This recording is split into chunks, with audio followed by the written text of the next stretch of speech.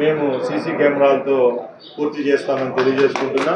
ముఖ్యంగా మేము ఒకటే చెప్తున్నాం, ట్రాన్స్పోర్టేషన్లో కూడా కొత్త ఒరవడి రావాలి.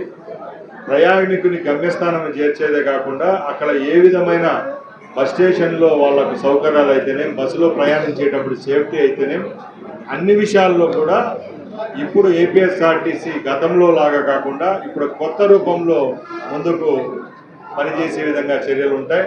అలాగే ముఖ్యంగా ఈరోజు విశాఖపట్నంలో ఈ కార్యక్రమం ఏర్పాటు చేసుకున్నాం కాబట్టి నేను ఒకటి చెప్పదలుచుకున్నాను.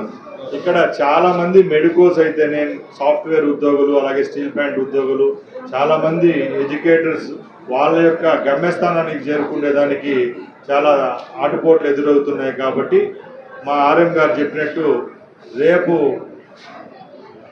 రాబోయే కాలంలో మన యాజమాన్యం ఈడీ, ఆర్ఎం వీళ్ళందరితో కమిటీ వేసి ముఖ్యంగా ఈ సిటీలో ఎన్ని సిటీ సర్వీసెస్ బస్సులు అవసరం అవుతాయో ఆ బస్సులన్నీ ఇక్కడ ఉన్న ప్రాంతాలకు ఇచ్చే విధంగా కూడా ఏపీఎస్ఆర్టీసీ చర్యలు తీసుకుంటుందని చెప్తున్నా.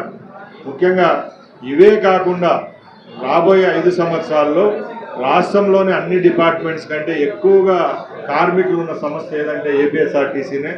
ఈరోజు వేలాది కాదు లక్షలాది కుటుంబాలు ఏపీఎస్ఆర్టీసీ ద్వారా జీవనోపాధి పొందుతున్నారు. కాబట్టి తప్పకుండా ఏపీఎస్ఆర్టీసీని బతికించుకుంటాం.